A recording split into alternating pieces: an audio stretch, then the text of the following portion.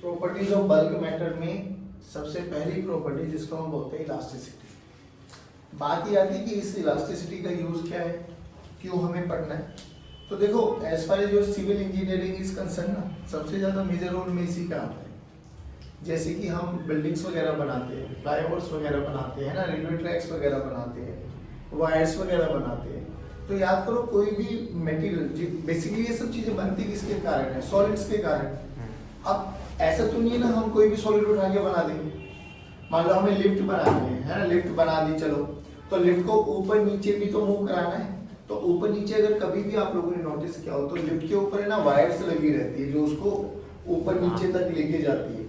सोच के देख, अगर वो वाली वायर्स हम लोग बहुत लोकल क्वालिटी का यूज करके बनाते तो हमारे जीवन के लिए देखो कितना बड़ा खिलवाड़ हो जाएगा। क्योंकि हम विश्वास के साथ किसी भी अपने ऑटोमोबाइल्स में बैठ जाते हैं ना, ट्रेनों में, गाड़ियों में, कहीं पर भी आंख बंद करके बैठ जाते हैं कि भाई कम से कम ये इतना सेफ्टी तो देता है कि अगर गलती से कोई दुर्घटना हो भी जाए तो हम लोग कम से कम हम तो सेफ रहे, है ना। तो ऐसे ही जब भी हम मटेरियल का वो लेते हैं ना, चूज करते हैं कि कौन सा मटेरियल बेटर रहेगा, तो उसके लिए हम लोग बात करते हैं यहाँ पर इलास्टिसिटी की। अब इलास्टिसिटी ना बहुत कॉमन सा वर्ड है। देखो जब भी किसी भी सॉलिड पर आप एक फोर्स लगाते हो, है ना, वो फोर्स क्या करता है, डिफॉर्म, उसमें ऑब्वियसली उसको डिफॉर्म करता है। अब डिफॉर्म क्या मतलब, उसकी शेप एंड साइज को चेंज कर देता है, लेंथ को कम करना, वॉल्यूम को बढ़ाना, वॉल्यूम को कम करना, लेंथ को कम करना।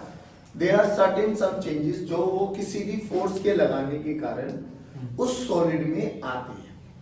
अब वो चेंज तो आएगा। देखो ना फ्लाईओवर बना दिया हम लोगों ने, अब फ्लाईओवर पे अगर हम गाड़ी को ना ही चलने दें फिर फायदा है क्या उसको बनाने का, है ना। हम ग्रिडर्स यूज करते, ग्रिडर्स समझते हो, जो अभी तो खैर लेंटर वगैरह डाल देते हैं हम लोग, पहले याद करो गांव वगैरह में वो डालते थे हम, गाटर, जिसको गाटर बोलते हैं, इंग्लिश में उसको ग्रिडर्स बोलते हैं। अब गाटर की कभी शेप देखी है आप लोगों ने? नहीं देखी। गाटर की शेप ना आई शेप की होती है। आई मतलब मैं आई टेल यू कैसे, आई एक ऐसे नहीं आई फॉर आइसक्रीम। एक ऐसे प्लेटफॉर्म होता है ऊपर, एक ऐसे प्लेटफॉर्म होता है नीचे, और इनके बीच में ना एक बहुत पतला सा ऐसे रहता है, ये शेप होते हैं ग्रिडर्स के, है ना, जिसको हम बीम बोलते हैं ना, बीम। कभी गांव वगैरह में देखोगे तो आप लोहे का बीम सा होता है वो, बेसिकली है। कड़ी अलग होती है, लोहे वाला गाटर। हाँ देखा है, सीलिंग्स पे होता है जैसे। मैं तुम समझ गए, ये शेप होती है। हाँ। तो क्यों ऐसी शेप का यूज करते हैं? तो there are lots of examples ना, ऐसा ये इलास्टिसिटी का फंडा है। तो इलास्टिसिटी बेसिकली अब हमें थोड़ा बहुत समझ में आना चाहिए कि जब भी हम सॉलिड्स का यूज करेंगे तो रियलिटी में हम लोग बात करते हैं इलास्टिसिटी के बारे में। कोई भी जब हम बात करेंगे तो उस पर कोई ना कोई फोर्स लगाएंगे, एक्सटर्नल फोर्स लगाएंगे। एक्सटर्नल फोर्स ही हमारा डिफॉर्मिंग फोर्स होता है। उस डिफॉर्मिंग फोर्स लगाने के बावजूद या तो उसकी लेंथ बढ़ेगी या उसकी लेंथ घटेगी, या उसकी वॉल्यूम बढ़ेगी या उसकी वॉल्यूम कम हो जाएगी, व्हाटएवर जो भी उसके कॉन्फ़िगरेशन में चेंज आएगा। अगर वो फोर्स हटाने के बाद, डिफॉर्मिंग जो मैंने फोर्स लगाया, एक्सटर्नल फोर्स हटाने के बाद, तो उसमें कुछ ना कुछ अंदर उनके मॉलिक्यूल्स की एक टेंडेंसी होती है कि वो उस चेंज को वापसी रिगेन कर पाया तो वो इलास्टिक नेचर है, नहीं रिगेन कर पाया तो वो प्लास्टिक नेचर है। अब देख, इसका सबसे अच्छा एग्जांपल देखो, इलास्टिसिटी वगैरह के बारे में बात करते हैं हम लोग, तो याद करो जब हम लोग ने स्प्रिंग को पढ़ा था, है ना, स्प्रिंग के देखो, स्प्रिंग ऐसी तो पढ़ा था बेटा हम लोगों ने। मान लो ये हमारे पास एक स्प्रिंग है, अब ये एक नेचुरल लेंथ पर है अपनी, ठीक। मैंने इधर भी एक फोर्स लगाया, इधर भी एक फोर्स लगाया, तो होगा क्या बताओ, ये ऐसी रहेगी क्या? नो सर, ऑब्वियसली इसमें कुछ ना कुछ चेंज आ जाएगा। तो चेंज आके मान लो ये कुछ ऐसी होगी, है ना। और जैसे ही मैंने ये एक्सटर्नल फोर्स होता है बेटा, जिसको हम लोग ने लगाया, अगर मैं ये नहीं लगाता तो क्या इसमें डिफॉर्मेशन आती? नहीं आती। तो जैसे ये मेरा एक्सटर्नल फोर्स है, अब यहाँ पे इस एक्सटर्नल फोर्स का नाम कर दिया मैंने डिफॉर्मिंग फोर्स। क्या कर दिया बेटा? Deforming force. अब देखो नाम भी बता रहा है, डिफॉर्मिंग का मतलब क्या है, उसकी फॉर्म को डिफॉर्म कर देना, बिगाड़ देना।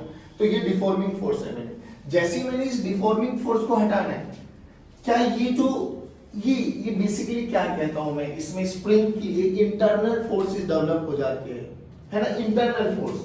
वो क्या करेंगे, अब देखो इंटरनल फोर्सेस, ध्यान रखना, जब मैंने यहां पे लगाया था ये F था एक्सटर्नल, स्प्रिंग में एक इंटरमोलिकुलर फोर्सेस के मतलब एक बेसिकली इंटरमोलिकुलर फोर्स डेवलप हो जाएगा जो क्या करेगा कि भाई जैसे ही आप इसको हटा दोगे एक्सटर्नल फोर्स को, तो जो ये वाले फोर्स इसमें डेवलप हुए स्प्रिंग के अंदर इनर फोर्स इंटरनल फोर्स, ये क्या करेंगे, ये इसको वापसी उसी पोजीशन पे लेके आने की कोशिश करते हैं, है ना।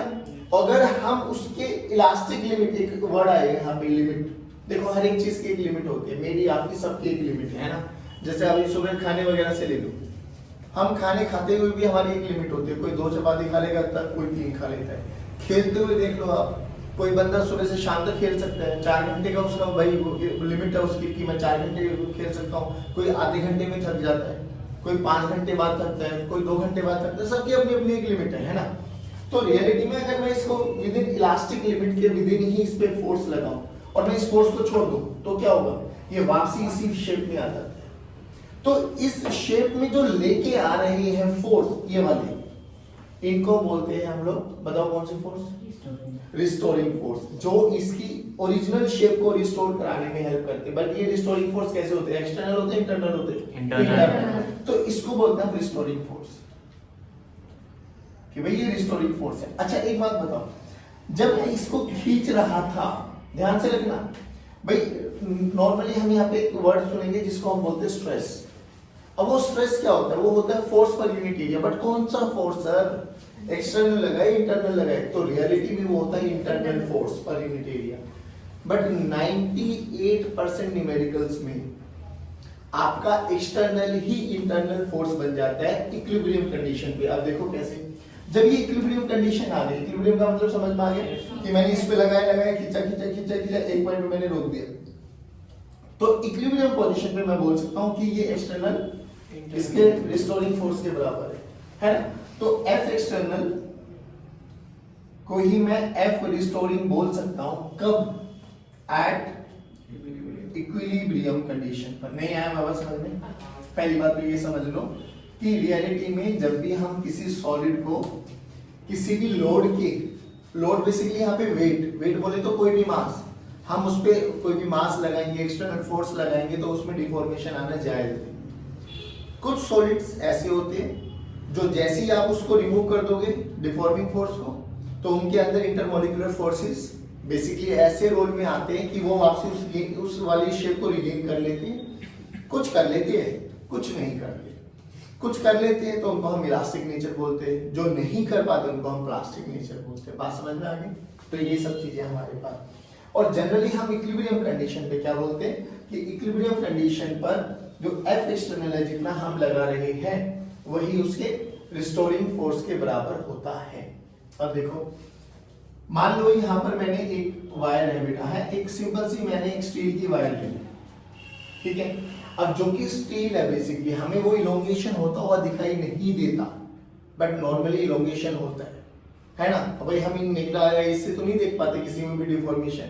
अब जैसे सड़क पे है, जैसे अब हमारे पुराने घर वाली आंटी बोल रही थी कि बच्चे आते हैं बच्चे जाते हैं तो फर्श हमारा किसता है, वो सही बोल रही थी, वो साइंस से पढ़ी हुई लड़की थी, इसका मतलब वो है ना भाई। आओगे जाओगे तो ऑब्वियसली डिफॉर्मेशन को भाई फोर्स तो लगाओगे आप लोग, बट वो हमें इन आंखों से दिखाई नहीं देता, बट वो गुड़िया देख पा रही थी, है ना, वो देख पा रही थी। बताइए कैसे, वो डेली माइक्रोस्कोप उठा के देख रही थी, ओहो आज इतना फर्श गया, आज इतना गया, ये सच है, ठीक है ना। तो ये एक वायर है, इनिशियली इसकी लेंथ मान लेता हूं है, इस पे हम लोगों ने एक मास लगाया m, तो ऑब्वियसली इसने कोई ना कोई तो फोर्स लगाया होगा, बोल कितना, m into g। अब ये m into g क्या है, external force. m into g क्या है, इनिशियली देखो मास नहीं लगाने से पहले मान लो इस वायर के दो मॉलिक्यूल्स के बारे में बात कर रहा हूं, a और b, इनके बीच का डिस्टेंस था x, मास लगाने से पहले की बात कर रहा हूं।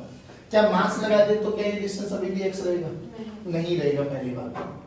फिर क्या करेंगे भाई, मास लगाने से इसमें थोड़ा सा इलोंगेशन होगा, थोड़ा सा लेंथ इंक्रीज होगी मान लो, तो इनके बीच का सेपरेशन भी इंक्रीज हो गया।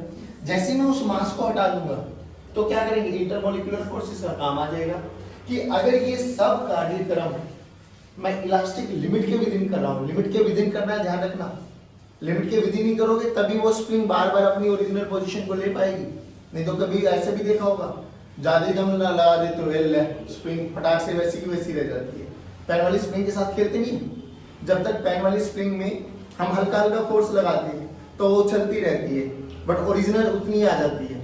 एक लड़के ने बोला ले यार ये क्या तू बार बार खेल रहा है, ले पकड़, खींच दिया। आप बताओ, वो एक सिंपल सी वायर बन जाती है। तो वो क्या किया, हमने फोर्स तो लगाया है, फोर्स पहले भी लगा रहे थे, लेकिन जो पहला फोर्स लग रहा था वो उसके लिमिट के विदिन लग रहा था, तो वो बार बार दब भी रही थी, वापसी अपने आप को उतना ही कर भी रही थी, लोंगेट भी कर रही थी। अब क्या किया हमने, बहुत ज्यादा फोर्स लगा दिया।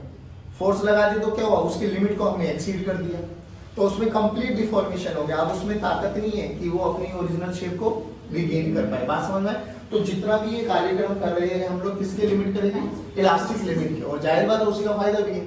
अगर लिमिट को ही पार कर देंगे तो प्लास्टिक उसमें आ जाएगा ना, प्लास्टिक रीजन में डिफॉर्मेशन हो जाएगा, तो उसके लिए हमारा कोई यूज है नहीं। तो जैसे ही मैंने इसको हटाया तो ये क्या करेंगे, अब जो इसमें ना इंटरनल फोर्सेस डेवलप हो जाएंगे और भी ये क्या करेंगे, ये इस पे इधर लगेगा और इस पे इधर लगेगा, इन सच अ वे कि ये अपने दोनों बीच के डिफरेंस को अभी भी कितना लेके आने की कोशिश करेंगे, x। बात समझ में आया? बाकी बात ये होता है रियलिटी में इलास्टिसिटी वगैरह का कॉन्सेप्ट, कि जब भी हम किसी भी ऑब्जेक्ट पे, किसी भी सॉलिड पर एक्सटर्नल फोर्स लगाएंगे तो उसमें डिफॉर्मेशन आएगा। अगर उस एक्सटर्नल फोर्स को हटाने के बाद उस सॉलिड की ये प्रॉपर्टी है कि वो अपनी ओरिजिनल शेप को रिगेन कर पाए तो इलास्टिक, नहीं रिगेन कर पाए तो प्लास्टिक। बात समझ में आया? अब सुनो, अब ये इलास्टिसिटी वगैरह को डिफाइन करते हुए ना हमें यहाँ पे दो टर्म्स और को डिफाइन करना है बच्चों। एक जिसको हम बोलते हैं स्ट्रेस, एक हम जिसको बोलते हैं स्ट्रेन। अब ये स्ट्रेस का मतलब क्या है सर? देखो सिंपल सी बात बताता हूँ, जब भी किसी भी सॉलिड पर आप फोर्स लगाओगे ना, जब भी किसी सॉलिड पर आप फोर्स लगाओगे तो उसमें खिंचाव आना अनिवार्य है, जरूरी है, खिंचाव आएगा जरूर। जैसे खिंचाव आया तो स्ट्रेस होगा जरूर, खिंचाव आते ही स्ट्रेस है। देखो जब ये रस्सी स्टील वाली वायर जब हम लोगों ने अकेली लटकाई थी कोई दिक्कत नहीं थी, जैसे हमने वेट लगाया इसमें स्ट्रेस आया, खिंचाव आया, खिंचाव आते स्ट्रेस बन गया। अब ये स्ट्रेस को ना अलग अलग डिफाइन किया गया। स्ट्रेस को देखो क्या बोला गया बेटा, stress is nothing but force, internal force, और अच्छा स्पेसिफाई किया जाए तो internal force per unit cross sectional area, per unit cross sectional area, तो per unit cross sectional area internal force है बच्चों। और जनरली 98% केसेस में तुम्हारे लिए जितना एक्सटर्नल लगाओगे उतना ही इंटरनल होगा, ये सच्चाई है।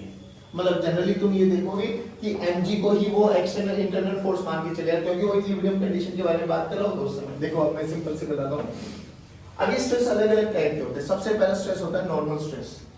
नॉर्मल स्ट्रेस को फिर दो पार्ट्स में डिवाइड कर दिया गया, एक होता है टेंसाइल, एक होता है कंप्रेसिव। अब ये ना नाम थोड़े विचित्र लगेंगे आपको, पहली बार पढ़ रहे हो बट ये यूज टू हो जाते हैं। तो सबसे पहला नॉर्मल स्ट्रेस। अब नॉर्मल स्ट्रेस का मतलब देखो समझ, मान लो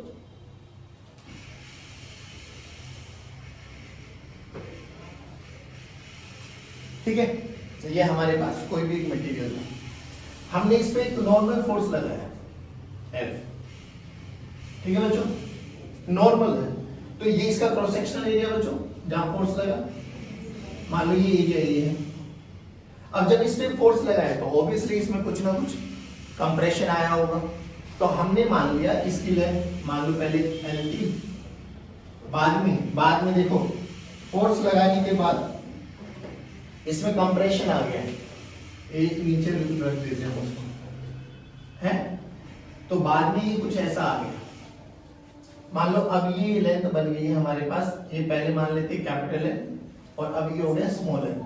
तो जो ये कंप्रेशन आएगी कितना है बच्चा, L माइनस L, या ऐसे समझ लो आप लोग कि हमारे पास एक वायर थी बच्चों, ठीक है, ये एक वायर, ये इसका cross sectional area a wire को हमने यहाँ पे फिक्स कर दिया एक एंड को, और यहाँ पे हमने फोर्स लगाया F, ठीक। तो फोर्स लगाया तो बताओ इस वायर में क्या होगा, इलोंगेशन आएगा, क्या आएगा, इलोंगेशन। इसमें फोर्स लगाया था तो क्या आया था, कंप्रेशन आया था। अब इसको ऐसे भी कर लो कि एक वायर ये भी बच्चों हमारे पास, हमने इधर से भी फोर्स लगाया और इधर से भी फोर्स लगाया, ठीक है। केस नंबर 1, केस नंबर 2 आराम से सुनते चलना। एक वायर फिर यही है, क्रॉस सेक्शनल एरिया तीनों वायर्स का सेम मान के चल लेता हूं अभी के लिए। इस पे हमने फोर्स लगाया है, ठीक, इन तीनों में देख के बताओ, तीनों में फोर्स लग रही है ना? तीनों में फोर्स लग रहा है, पहले में भी, दूसरे में भी और तीसरे में। बस ये बताओ खिंचाव किस में आने की संभावना है? दूसरा वाला। क्यों, पहले वाला रुक जाएगा क्या? पहले वाले में नहीं आएगा खिंचाव? पहले वाले का क्या क्या क्या केस में फिर से बताना। भाई पहले वाला एक दीवार के साथ एक एंड फिक्स है, हाँ। और दूसरे पे मैं फ्री एंड पर मैं फोर्स लगा रहा हूँ, हाँ ये दोनों फ्री एंड है। हाँ। ये कुछ ऐसा समझ, एक इधर से लगा रहा हूँ, एक इधर से लगा रहा हूँ, अंदर की तरफ। हाँ, अंदर की तरफ लगा लो, बाहर की तरफ लगा लो, चॉइस इज योर्स, मुझे इससे कोई दिक्कत नहीं। इसमें क्या है, एक तो एंड सर- ऐसे फिक्स कर दिया, तो सर सोचा था कि आप दूसरे में सुनो तो क्या सही, एक एंड ऐसे फिक्स कर दिया और दूसरे एंड को मैं यहाँ पे फोर्स लगा रहा हूँ। हाँ और तीसरे वाला क्या है, ये। नाउ माय क्वेश्चन इज, तीनों में स्ट्रेस किस किस में डेवलप होगा, किस किस में डेवलप नहीं होगा? क्या तीनों में होगा, क्या तीनों में नहीं होगा? That is my question. तीसरे में नहीं होगा। तीसरे में नहीं होगा, समझ में आया? हाँ। पहली बात तो ये समझ में आना चाहिए कि देख, स्ट्रेस बेसिकली स्प्रिंग फोर्स की, अब वो स्प्रिंग का कॉन्सेप्ट लगाओ ना। मान लो ये स्प्रिंग है मेरे पास, हाँ स्प्रिंग के एक एंड पे फोर्स लगाया और दूसरे एंड को फ्री कर दिया, क्या स्प्रिंग में इलॉन्गेशन आएगा नहीं, क्या? बिल्कुल भी नहीं। नहीं आएगा। क्यों? क्योंकि स्प्रिंग में इलॉन्गेशन जब आएगा तो दोनों एंड्स पर फोर्स लगेगा। तो नॉर्मली हम इस एंड को फिक्स कर देते दीवार पे, तो एक फोर्स दीवार लगता था और एक हमारा फोर्स लगाते थे। अरे नहीं हाँ, आ गया। ऐसा। सिमिलरली इसमें भी देखो फोर्स लगा रहे, एक तो ये और एक लगाएगी दीवार। इसमें हमने दोनों अपने आप से दे दिए, इसमें एक एंड फ्री कर दे, तो ये तो साथ के साथ भगना स्टार्ट हो जाएगा। नहीं आया, तो तीसरे वाले में डिफॉर्मेशन नहीं आएगा। फोर्स भले ही लग रहा है, बट वो वाला फोर्स उसको एक्सेलरेट करेगा, बट डिफॉर्म। लेकिन ऊपर दोनों वाले में क्या करेगा, डिफॉर्मेशन होगा। नहीं आया। अब उनमें देखो, इस वाले फोर्स में देखो, force per unit area perpendicular लग रहा है अभी भी, फोर्स पर यूनिट एरिया अभी भी परपेंडिकुलर लग रहा है। तो पहली बात तो ये वाला स्ट्रेस बोला जाता है नॉर्मल। क्या बोला जाता है? क्या बोला जाता है? नॉर्मल। कि क्रॉस सेक्शनल एरिया के अगर फोर्स परपेंडिकुलर लग रहा है, क्रॉस सेक्शनल एरिया के फोर्स अगर परपेंडिकुलर लग रहा है, तो कैसा स्ट्रेस? नॉर्मल। अब बात आती है नॉर्मल, दो टाइप के हैं यहाँ पर, एक टेंसाइल और एक कंप्रेसिव। सिंपल है, याद रखना। ये बता, लेंथ का बढ़ना है या घटना है? बढ़ना है। बढ़ना है तो टेंसाइल स्ट्रेस। ठीक है। बताओ, लेंथ का घटना है बढ़ना है? बढ़ना है। खुद बोलो। कंप्रेसिव। कैसा? लेंथ कैसा? लेंथ भाई, लेंथ यहाँ पे देखो ना, डिक्रीज होगी ना, हाँ तो कंप्रेस हो गया। हाँ। तो लेंथ का घटना इज कंप्रेसिव स्ट्रेस, ठीक है। लेंथ का बढ़ना इज टेंसाइल स्ट्रेस। कोई बड़ी बात नहीं है, नॉर्मली आप नॉर्मल स्ट्रेस के नाम से जानोगे, बट कई कई किताबों में ना ये लिखा रहता है कि टेंसाइल स्ट्रेस, कंप्रेसिव स्ट्रेस, तो बच्चा डर जाता है कि ये कौन से आ गए, हमें तो नहीं बताएंगे। सिंपल, नॉर्मल स्ट्रेस को ही दो पार्ट्स में डिवाइड किया गया। नॉर्मल स्ट्रेस, टेंसाइल एंड पहले नॉर्मल का मतलब समझ में आ गया? Yes, sir. Cross sectional area के परपेंडिकुलर फोर्स लगना Perpendicular चाहिए। force. Normal stress is nothing but, मतलब बेसिकली वही फोर्स पर Force unit per area unit रहेगा। area. फोर्स कौन सा? Perpendicular force to the cross section internal area. Force, और दूसरी बात वो इंटरनल एक्सटर्नल के बराबर होता है 98% केसेस में, कोई बड़ी बात नहीं है। तो बेसिकली वही है बाय। Okay done. अब ये होता है टेंसाइल। टेंसाइल स्ट्रेस का मतलब बताओ बच्चों? Sir the Elongation in length. Elongation Elongation in length. Perfect. Elongation in length. और सेकंड बताओ? Compressive stress. कंप्रेसिव बोलो? Decrease in length. हाँ, डिक्रीज इन लेंथ। चलिए, पहले इतना बताओ, इतना समझ में आया? पर के बाद अब सोचो, ये हो गया हमारे पास, ठीक है। अब एक होता है बच्चों जिसको हम टेंजेंशियल स्ट्रेस भी बोलते हैं। टेंजेंशियल स्ट्रेस या शियर स्ट्रेस बोल देते हैं, शियर या tangential one and the same thing. होता कुछ नहीं है, एक बार मुझे ये दिखाएगा, बुक दिखा।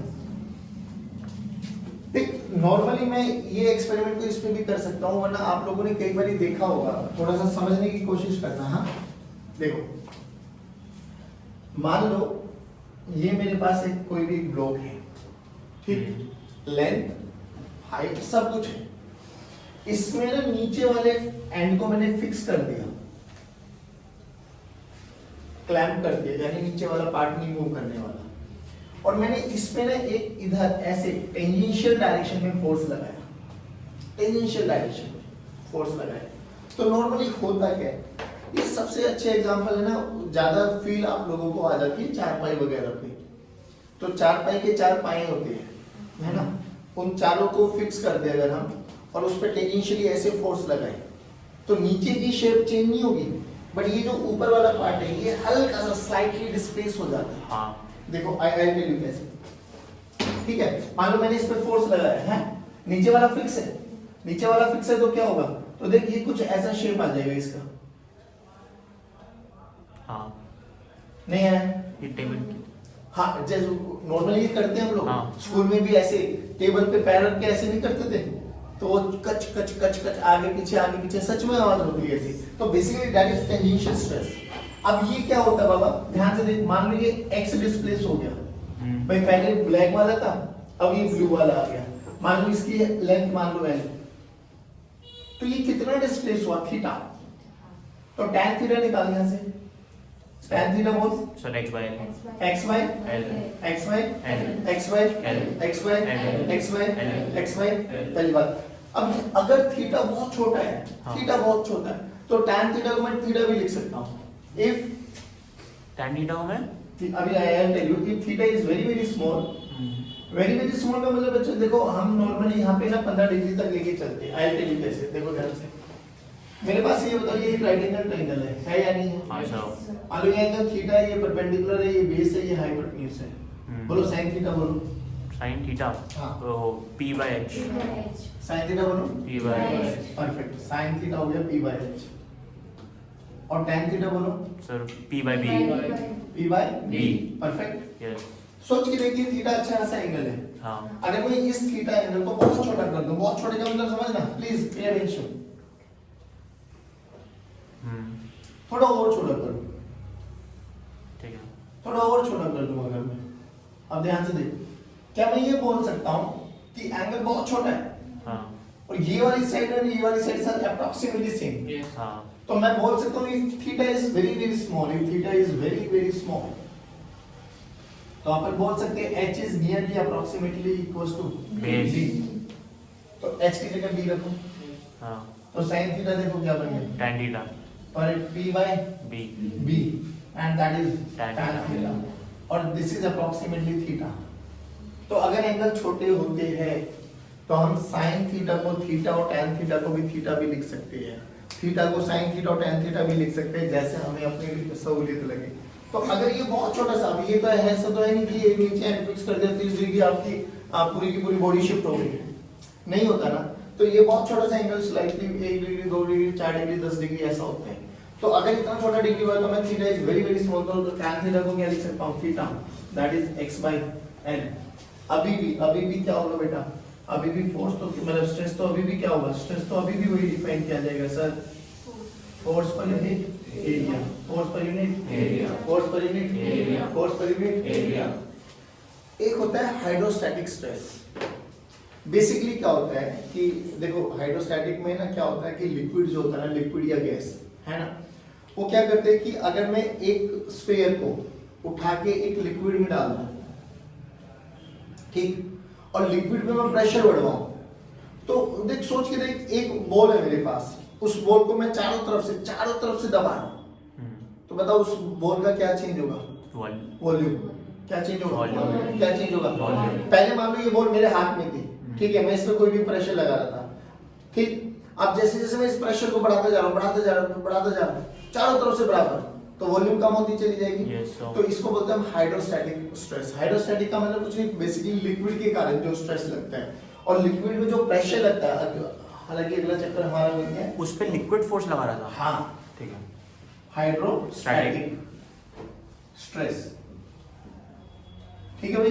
ये देखो मान लो मैंने एक कंटेनर को लिक्विड में डाल दिया और इस पे प्रेशर बढ़ा रहा हूं, प्रेशर बढ़ा तो क्या होगा, इसकी वॉल्यूम कंप्रेस होती चली जाएगी, तो रियलिटी में क्या होगा, वॉल्यूम डिक्रीज, हाँ श्रिंक हो जाएगा। अब ये प्रेशर के चेंज के कारण है बेटा।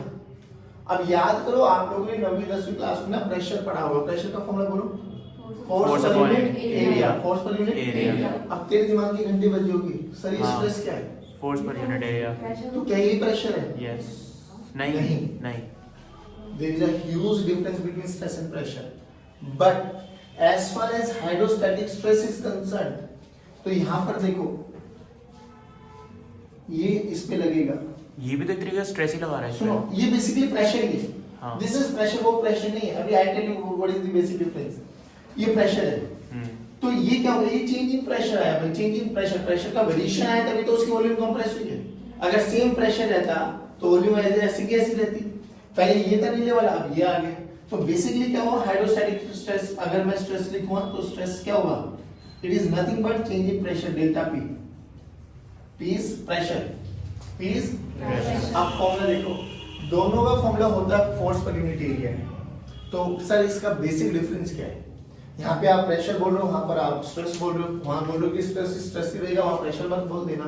रीजन है जो ये फोर्स पर यूनिट एरिया होता है ना बेटा, प्रेशर में तो ये फोर्स होता है एक्सटर्नल फोर्स, एक्सटर्नल फोर्स। इसमें ये होता है डिफॉर्मिंग फोर्स। जनरली 98% में ये एक्सटर्नल ही डिफॉर्मिंग होता है हमारे लिए, बट हर केस में हो ऐसा इसकी गारंटी आई टेल यू देख, सोच के देख, अगर मैं आपसे बहुत बेसिक सी बात करूं कि भाई मैंने यहाँ पर एक फोर्स लगाया, आराम से सुना बाबा, इधर भी 10 न्यूटन लगाया मैंने, इधर भी 10 न्यूटन लगाया, इसका क्रॉस सेक्शनल एरिया ये मान लेना। बोल स्ट्रेस को क्या लिखेंगे, स्ट्रेस बोलो 10/A, स्ट्रेस बोलो 10/A। अबे डिफॉर्मिंग फोर्स है ना। सोच के देख, इसी वाले केस में मैंने इधर लगाया 20 न्यूटन, इधर लगाया 12 newton, area of cross sectional A, और इसका बहुत बहुत नेग्लिजिबल मास मानो इस वायर का, नेग्लिजिबल मास। अब बोलो स्ट्रेस क्या लिखेंगे, स्ट्रेस का फॉर्मूला बोलो। अब ये देखो deforming force force upon area, कितना फोर्स डिफॉर्मिंग के लिए रिस्पॉन्सिबल है, होश में रहिए, ये उसको आगे चलाएगा। 1 मिनट, डिफॉर्मेशन कितने फोर्स तक आना संभावना मतलब पॉसिबल है, 12 न्यूटन तक। भाई 12 न्यूटन तक ही तो डिफॉर्मेशन आ सकता है। यस 12 के बाद तो ये जब ये चलने लग गया फिर डिफॉर्मेशन थोड़ी ना आएगा। हाँ तो यहाँ पे स्ट्रेस का फॉर्मूला क्या हो गया, 12/8 नहीं आया। हाँ तो मैं ये समझाने की कोशिश कर रहा हूँ कि जनरली हम लोग जितना एक्सटर्नल लगाते हैं वही मेरा डिफॉर्मिंग होता है, हाँ। बट हर केस में हो इसकी कोई गारंटी नहीं है। तो जो स्ट्रेस होता है, स्ट्रेस में जो फोर्स पर यूनिट हो रही है वो डिफॉर्मिंग फोर्स होता है, नहीं हो रहा। हाँ ठीक है। और यहाँ पे एक्सटर्नल फोर्स होता है आपके पास प्रेशर। बात समझ में आ गई, ये बहुत बेसिक सी चीज है, सुनो ध्यान से। हमने बोला कि सॉलिड्स के बारे में हम बात करेंगे। सॉलिड्स पे हम लगातार लोड लगाते चले जाते, लगाते हटा देते, लगाते हटा देते, तो बेसिकली उसमें एक प्रॉपर्टी आती है जिसको हम बोलते हैं इलास्टिसिटी। कुछ मटेरियल्स, सॉलिड में कुछ मटेरियल्स ऐसे होते हैं जो after removal of deforming force अपनी ओरिजिनल शेप एंड साइज को रिगेन कर लेते हैं, तो इलास्टिसिटी, उसको बोलते हैं इलास्टिसिटी बेसिकली। कोई ऐसा ऑब्जेक्ट होता है कि जो पूरा रीगेन कर ले? हाँ देखो, वैसे जो ये होते हैं ना आपके पास क्वार्ट्स फाइबर, मतलब हाँ क्वार्ट्स होती है, क्वार्ट्स भी होती है, और आपके पास एक और होती है फॉस्फोरस ब्रॉन्ज स्ट्रिप्स। ये कुछ ऐसा होता है कि मतलब जो क्वार्ट्स फाइबर होता है ये तो माना जाता है कि ये एक अपने ओरिजिनल शेप एंड साइज को बहुत जल्दी रिगेन कर लेता है, मतलब बहुत जल्दी हम मान सकते हैं। वैसे आइडियल तो कुछ भी नहीं होता सर, हाँ कहीं ना कहीं तो डिफॉर्मेशन होगा। देखो ना तो आइडियल इलास्टिक होता है ना आइडियल प्लास्टिक होता है। प्लास्टिक का मतलब ये होता है कि जो बिल्कुल शेप एंड साइज को रिगेन ही ना कर पाए, ऐसा तो नहीं होता, थोड़ा बहुत वेरिएशन सब में आता है। तो ना तो कोई आइडियल इलास्टिक होता है ना आइडियल प्लास्टिक होता है, बट हाँ क्वार्ट्स फाइबर को ऐसा माना जाता है कि वो आइडियल है, कि उस पर अगर विद इन इलास्टिक लिमिट लगाओगे ना तो वो अपनी ओरिजिनल शेप एंड साइज को रिगेन कर लेते हैं। अब ये वॉल पुट्टी वगैरह आपने देखी होगी, आटा गूंथा हुआ आटा देखा होगा, उसमें कैसे भी उंगली लगा दो तो वो उंगली ऐसी कैसी छपी रहती है, वापसी रिगेन नहीं करता, तो वो प्लास्टिक में चला गया, ठीक है ना। तो जो मटेरियल अपनी ओरिजिनल शेप एंड साइज को रिगेन कर ले after removal of deforming force, elasticity उनकी अच्छी है, इलास्टिक नेचर है उनका, नहीं कर पाए तो प्लास्टिक। फिर हमने बोला कि इस इलास्टिसिटी और प्लास्टिसिटी में और भी वेरिएशन करेंगे, बट इससे पहले हमें कुछ टर्म समझनी थी। स्ट्रेस हमने सिंपल शब्दों में रखा कि जब भी हम किसी भी मटेरियल पे फोर्स लगा रहे होंगे ना, स्ट्रेस आना स्वाभाविक है। स्ट्रेस आएगा तो अब बात करते थे कि स्ट्रेस कितने टाइप के होते हैं। स्ट्रेस हुए 3 type, normal stress, shear stress या टेंजेंशियल स्ट्रेस, और एक है हाइड्रोस्टैटिक स्ट्रेस। नॉर्मल स्ट्रेस में 2 टाइप हुआ, वन इज टेंसाइल लेंथ का बढ़ाना, वन इज कॉम्प्रेसिव लेंथ का घटाना।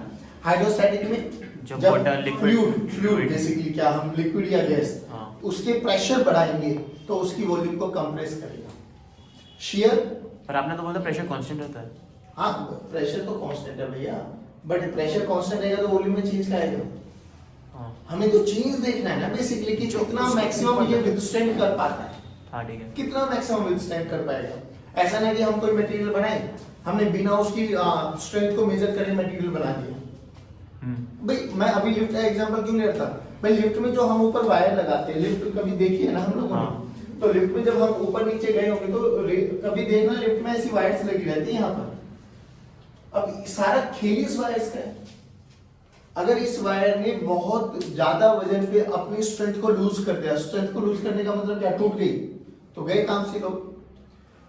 कायले ये कहता है कि इन वायर्स में जितनी भी इनकी सेफ्टी प्रिकॉशंस होते हैं ना, वो 10 टाइम्स ज्यादा रखते हैं। मतलब कैसे कि अगर ये 10 किलो के वजन को रोक सकती है, 10 किलो, तो उसके 10 टाइम्स हम इंक्रीमेंट लेके चलते हैं कि इतना सेफ्टी प्रिकॉशंस हम लेके चलते हैं कि भाई 10 टाइम्स उसका मल्टीपल होना चाहिए। कि 10 है तो कम से कम इतना रखो कि वो 10 गुना और करना कि 100 किलो तक भी कोई दिक्कत ना है। तभी याद करो, कभी भी लिफ्ट में बैठते हो तो इंस्ट्रक्शन लिखी रहती है कि ये लिफ्ट में 4 बंदों की कैपेसिटी है, 5 बंदों की है, 500 किलो तक होल्ड कर सकती है, 600 किलो तक होल्ड कर सकती है। Are you getting me? पर ऐसे थोड़ी ना 500 के बाद हम तो बहुत नालायक टाइप के बच्चे हैं, उसमें 5 लिखा हो गया है, आना एक और आ जाए, एक और कुछ नहीं हो रहा है यार। बट लिटरली समझ लो, वो सब जानते हैं कि भाई लोगों की मेंटालिटी क्या है। और तू 5 लिखेगा तो वो तो कोई ताकत नहीं है उसमें 5 बिठा लेगा, वो 7 बैठेंगे। तो वो अपने पैरामीटर्स को वैसे ही ऐड ऑन करके चलते हैं कि भाई गलती से तूने लिख दिया 5। अब इंडिया वाले, मतलब इंडिया वाले क्या, नॉर्मली सभी ऐसा करते हैं भाई। इंडिया तो फिर भी बहुत सेंसिबल देश है। हाँ 5 लिखा तो हम 4 को प्रेफर करते हैं। तो आगे देख अंदर, तेरी कैसी हिम्मत है, हमारी है नहीं बंद कर देते। कई बार तो देख के अरे यार ना बंद कर, और बेचारा कितनी भी अर्जेंसी में नहीं आने देता। हम तो बहुत सेंसिबल है, हम दूसरों के दुख में दुखी थोड़ी ना होते, सुखोर होते हैं। बेटा लिफ्ट छोड़ती अकेला बैठ गया, देख चल छोड़, मैं बात समझ में आ रहा है।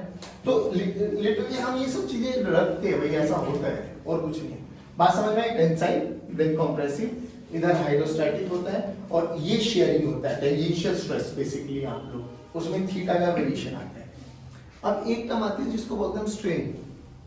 अब स्ट्रेन क्या होता है भाई? कुछ भी नहीं, आप बेसिकली पढ़ चुके हो। देख इसमें क्या हुआ था, स्ट्रेस लगाने से क्या चीज हुआ था, लेंथ इंक्रीज। स्ट्रेस लगाने से क्या हुआ, स्ट्रेस लगाने से क्या हुआ, शेप बिगड़ गई। वॉल्यूम और इसका ना लेंथ चेंज हुई ना इसका एरिया चेंज हुआ, वो शेप बिगड़ गई। स्ट्रेस लगाने से क्या हुआ, वॉल्यूम कम हो गई। ये स्ट्रेन होता है बेसिकली, कि स्ट्रेस लगाने से किन किन पैरामीटर्स में उसका चेंज आया।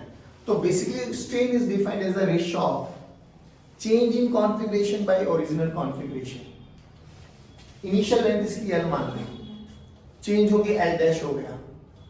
भाई इनिशियली ये मान लो ना, जैसे यहाँ पे इनिशियल कितनी थी, चेंज हो गई कितना हो गया, तो चेंज कितना हुआ, कैपिटल L माइनस नहीं आया, इसको डेल्टा L मान लेता हूँ ना अभी के लिए, डेल्टा L। तो ये चेंज है डिवाइडेड बाय ओरिजिनल, ये स्ट्रेन है। इधर देख, change in length upon original length, change in configuration by original configuration. अब कौन सी कॉन्फ़िगरेशन में चेंज आ रहा है, लेंथ में तो लेंथ लिख दो, एरिया तो एरिया लिख दो, वॉल्यूम में तो वॉल्यूम। वो हमारा स्ट्रेस हो गया, स्ट्रेन वो स्ट्रेन हो गया। अच्छा एक बात और बताओ, स्ट्रेन एक डायमेंशनलेस क्वांटिटी है, क्या ये बात सही है? स्ट्रेन का फॉर्मूला देखो ना, हाँ, क्योंकि change in configuration by original, length area volume खत्म। तो ऊपर की लेंथ है तो नीचे भी लेंथ है। तो मैंने बोला स्ट्रेन एक डायमेंशनलेस क्वांटिटी है, क्या ये बात सही है? Yes true. ऐसे बहुत सारे एग्जांपल्स पूछे जाते हैं कि name any two physical quantity which are dimensionless. Strain, तो स्ट्रेन हो गया, एक एंगल हो गया, एंगल बोलो आर्क बाय रेडियस, आर्क भी लेंथ है रेडियस भी लेंथ है, ऐसा मत देखो भाई मैं सही बोल रहा हूं। नहीं है, ये बहुत बेसिक सी चीज है, आपको याद होना चाहिए। Stress, name any two physical quantity जिनकी डायमेंशन सेम है, stress and pressure, stress and pressure. और भी पढ़ा है आप लोगों ने, इंपल्स और momentum, F into T and M into V, सबकी डायमेंशन सेम है ना। ये दीज आर सम छोटे छोटे क्वेश्चन जो कभी कभार पुट ऑन हो जाते हैं। अच्छा और भी है वर्क और एनर्जी, ऐसे मत देखो, हाँ वर्क और एनर्जी ML2T - 2 है ना, हाँ परफेक्ट। तो चलिए ये समझ में है। अब यहाँ पे स्ट्रेन बताओ, स्ट्रेन को क्या डिफाइन किया जाता है? सर कुछ change in configuration upon original configuration. हाँ बोलो, टेंसाइल में क्या हो जाएगा सर? टेंसाइल चेंज स्ट्रेन बोलो, strain delta L by L, delta L by L। इसमें बोलो डेल्टा V बाय V, और ये तो थीटा हो गया, हाँ थीटा हो गया x बाय L, बोल समझ में आया? हाँ यार। अब एक साइंटिस्ट थे हमारे जिनको बोल देते हैं हम हुक्स लोग पढ़ी होगी। हाँ सिंपल सा रिलेशन दिया कि within the elastic limit के विद इन बोल रहे हो, हाँ बोला stress is directly proportional to strain, कि जितना स्ट्रेस लगाओगे ना उतना ही स्ट्रेन आता जाएगा।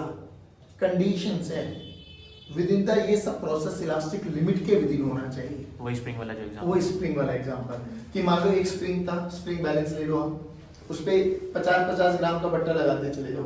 मान लो पहली स्प्रिंग में 50 ग्राम में 2 सेंटीमीटर का एलोंगेशन दिखाया, तो अगला 50 ग्राम का बट्टा रखोगे ना, फिर भी कितना स्प्रिंग 4, 2 ऐड ऑन हो जाएगा, फिर वो डालोगे तो 2 ऐड ऑन होता चला जाएगा। तो जितना आप स्ट्रेस प्रोड्यूस करोगे ना उतना ही स्ट्रेन होता चला जाएगा। तो इन्होंने सिंपल सी लॉ दे दी, क्या?